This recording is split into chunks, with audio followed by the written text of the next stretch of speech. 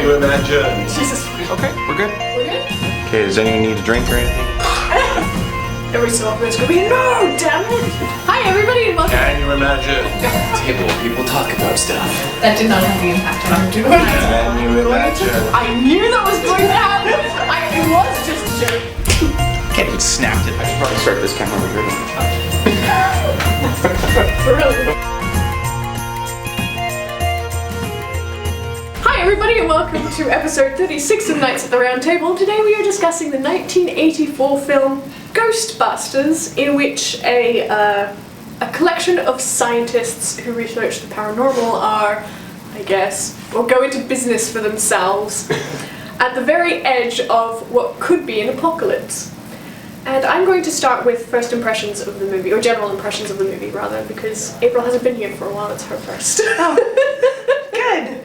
Well, I can't say it's first impressions because I did watch this once upon a time, many years ago, probably when it first came out. So I don't know what my first impressions were at that time, but this time around, it was sort of adorable in a very 1984 kind of way, right? Like it was, oh, that's cute. Yes, yes.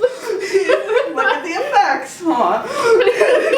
So I mean, it was still fun though. It held up well in terms of the story. None of it, except the obvious things of clothes and things like that, was dated. But the story itself didn't necessarily seem dated to me, so it still held up really well. Yeah. It's brought back a lot of memories for me. I remember when it came out. And I remember playing the Commodore 64 game that came out for Ghostbusters 2. Good grief. Yeah, I know, right? I remember the cartoon. Yeah, I remember the cartoon. Yeah. But you see everything different as a kid, and of course that changes. But it was brought back a lot of memories for me. That was my first impression was just a lot of flashback of memories of what I thought about it first time I saw it way back. Right, I'm in agreement with April. Watching this movie, I kept giggling to myself because it is so adorable in a very 1984 kind of way. Yeah, and I finished watching it and I think I made a note on my Facebook. I'm like, oh, I love the naivety and optimism of 80s movies. Because if it had been made today, it would have been a good deal darker and tougher to get through. And I liked that it was fun and funny and lighthearted, and the storyline did hold up. The special effects, with the exception of one moment where I'm like, wow, that's still really cool, were very dated.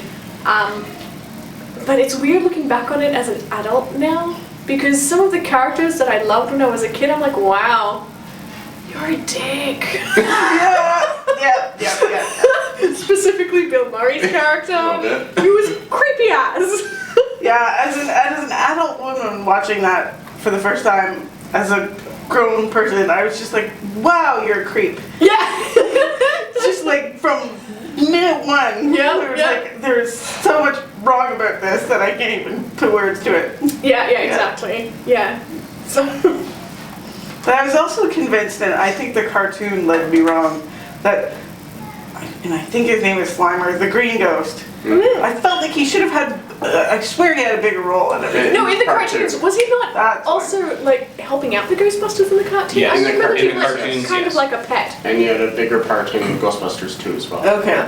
Yeah.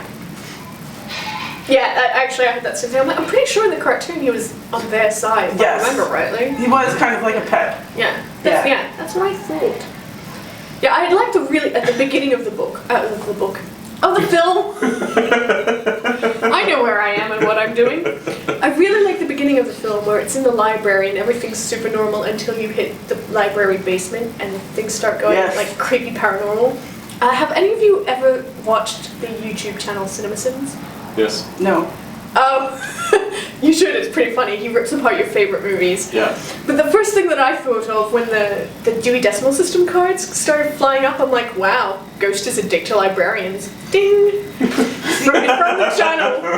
I thought, actually, that would make me laugh because that was the one sort of special effect that sort of held up to my mind because it was no different to me than the Hogwarts letters in the first Harry Potter. Oh yeah.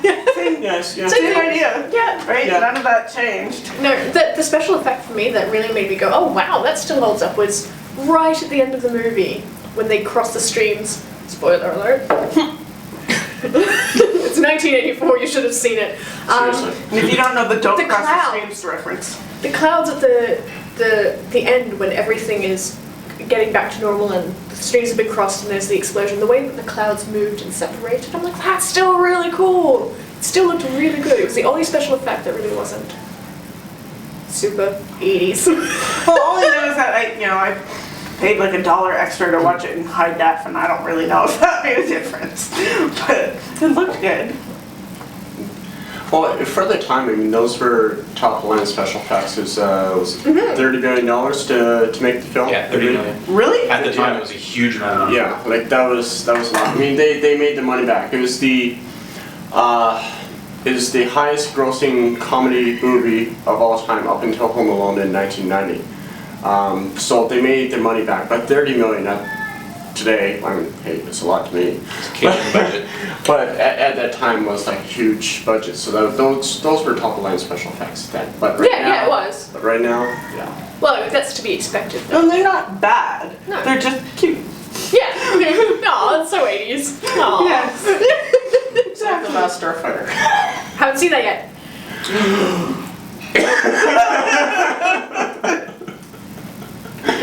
I really did like some of the jokes in this were incredibly subtle, and one of my favorite happens to be the jabs at academia. When Yes. Dan Aykroyd's character is like, I've had a job in the real world. It's nothing like academia. They expect They results. expect results. I died. That for me was the funniest line in the book. It was hilarious and really subtle. The way that they do the jokes, it's not like the way most comedies do them now, where it's full up and in your face and you're expected to laugh really loudly. Most of these jokes are quite subtle, and you could giggle to yourself if you. No, I definitely appreciate those ones too. I mean, I don't work in academia, I work in government, but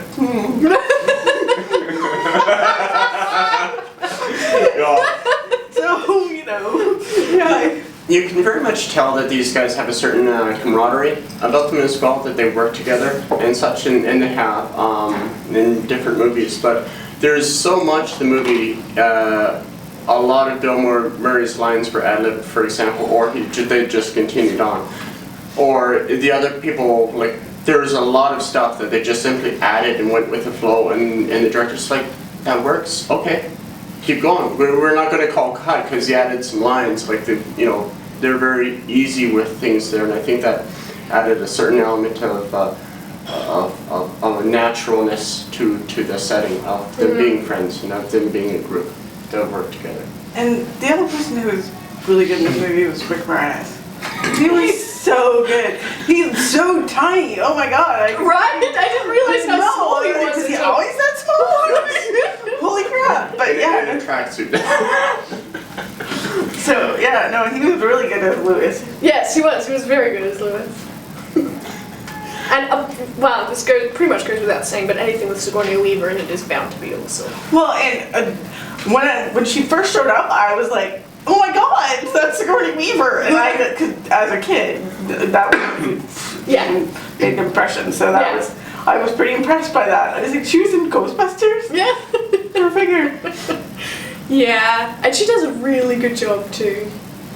I find her in this movie one of the more natural actors, where her character seemed more natural to her than Well, most of the and others. given the stuff that she has to wear, and the stuff that she has to say, like that's pretty, that's pretty hardcore. Yeah, I appreciate her in this movie. She did a Yes. fantastic job.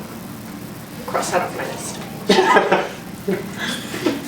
I really like the foreshadowing in this movie as well, where you have the grotesque at the top of the building. Well, usually when you see Sigourney Weaver, you see her first from the grotesque, which looks exactly like the dog. And then also the packet of marshmallows on the counter when the eggs go crazy. Notice that. Because it was the eggs and then the packet of marshmallows sort of sitting That's angled behind the eggs, and I'm like, hilarious. foreshadowing is foreshadowing. That's pretty hilarious. And also just a fun little joke. Yeah, just a fun little joke to put in there. I love it when they do stuff like that. I was impressed with the slime. Really? It looked real. It looked gross. Yes, it looked gross. I was impressed with that in 1984 or not. I just hope it was something made out of like fruit or something that tasted good. Do you remember we used to get slime in little containers that we would play with? My parents hated it because I would always get it Yeah, because stuck it in the came from carpet. the bubblegum machines and you could. Is that In right? the little egg-shaped thingy, right? No, there were actually like containers that were. Oh, that stuff. Oh yeah. Yeah. I know China. Yeah. Yeah. And it was a Newtonian liquid too, so the harder you punched it, the harder it became.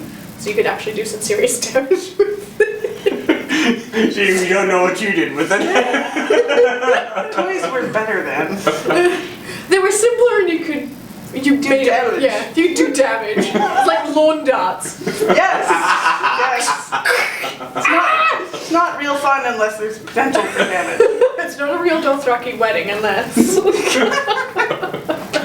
Oh my. I just want to mention about the director there. What's his name? Ivan Reitman. Reitman. Yeah. He directed and produced the movie. Now, interestingly, he actually started out in working in Toronto on the what was then new City TV.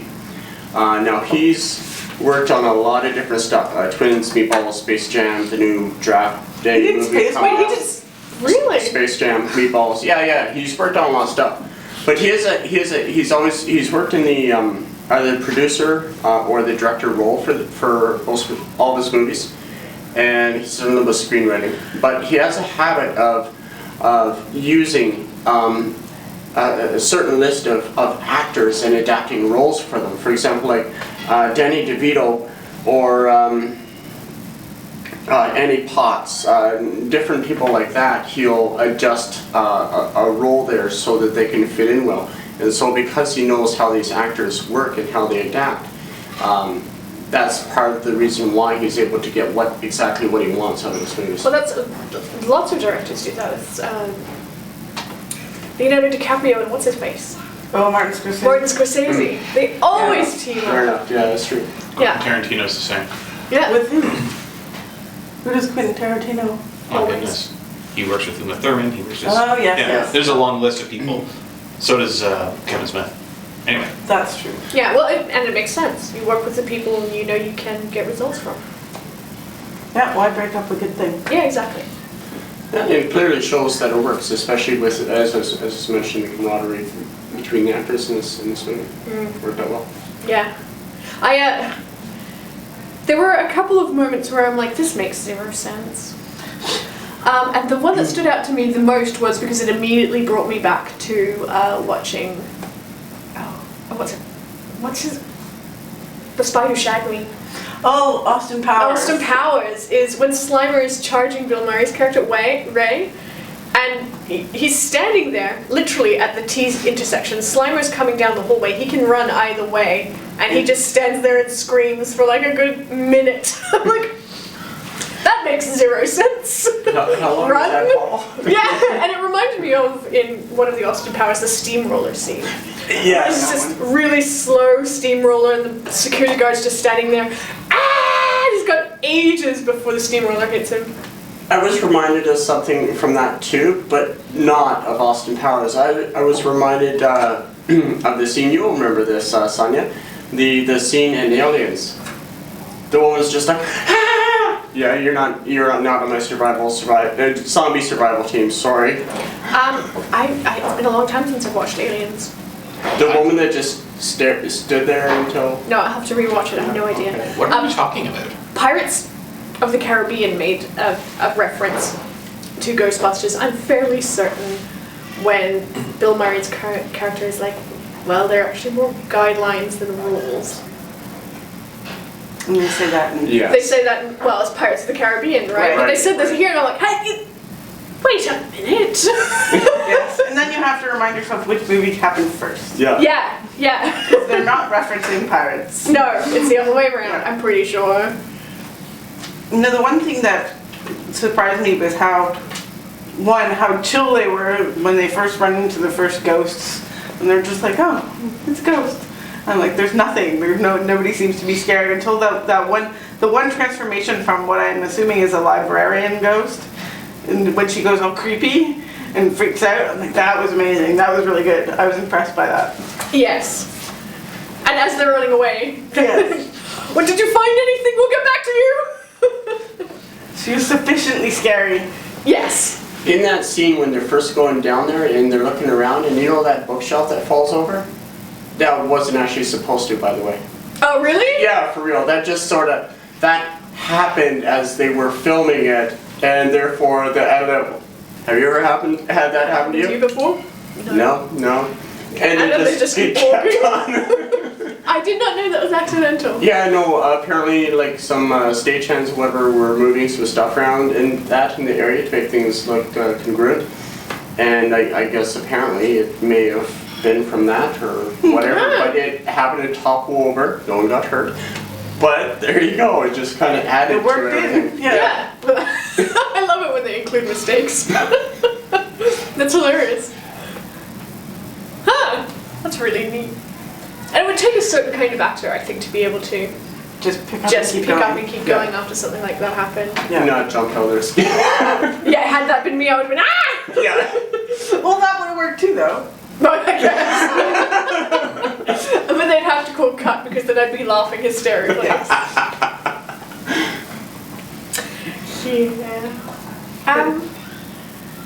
Yeah, there was something else that I noticed, and it was right at the end that made me giggle, is the falling bits of building.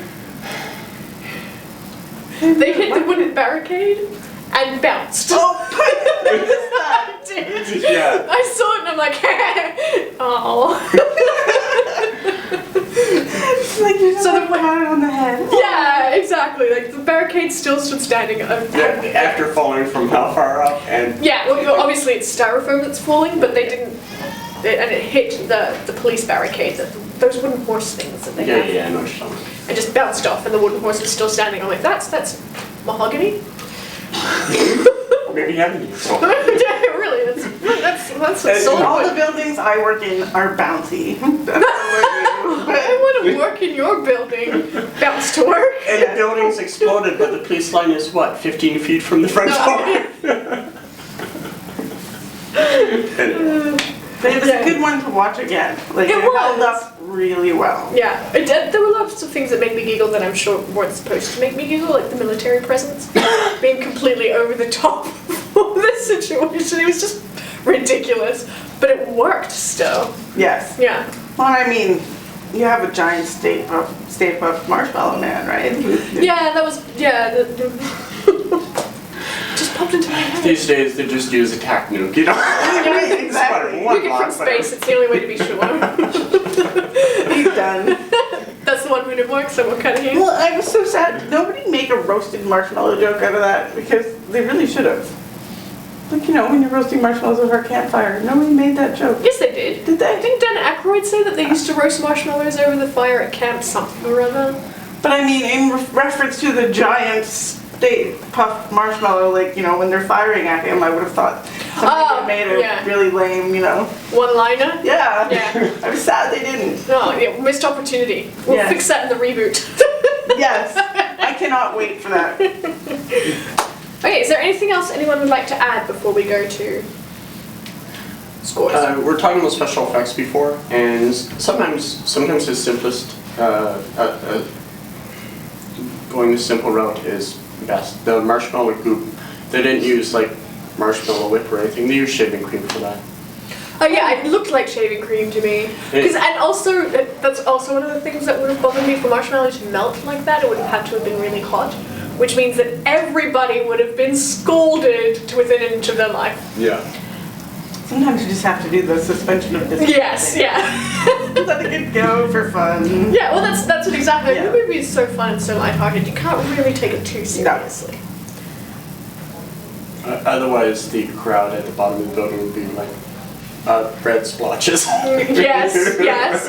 Somebody would have gotten crushed by falling building. The building that bounces. The building that bounces. Now I'm getting images of Monty Python in my head, the jumping sun and... Well,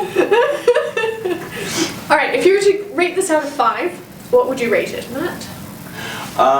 You know, I really enjoyed the movie, honestly. I'll have to give it a solid 4 stars out of 5. Just some of the effects really don't hold up. Some of them do, but a lot of them don't. You can tell they're done in the 80s. But overall, I think is storyline wise, even though there's a few glitches here and there, it worked well for it. I give it a 4 too. And just basing it, even with the special effects issues, it was just a fun movie, and the story still held up, and all the major actors were brilliant as they still are, and that's quite the cast if you look at it. I really enjoyed it, and it surprisingly was one of those ones that you could watch again and not really feel like much has changed. Yeah. I agree. I was bouncing between a 3.5 and a 4, and I'm still kind of bouncing because it is a good movie and it's fun and it's worth watching, but it didn't move me the way that some movies do. So between Was it supposed to? So 3 3/4 then? 3 3/4 just to really annoy Tom. It's a 5. Period. All right. Want to pick the next movie?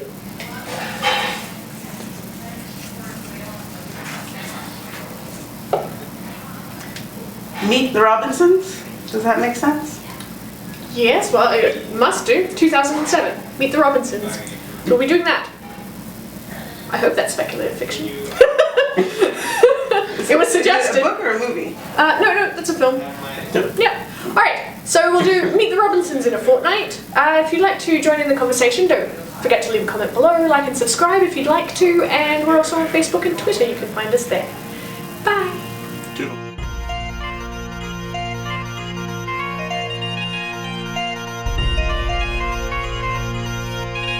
Oh my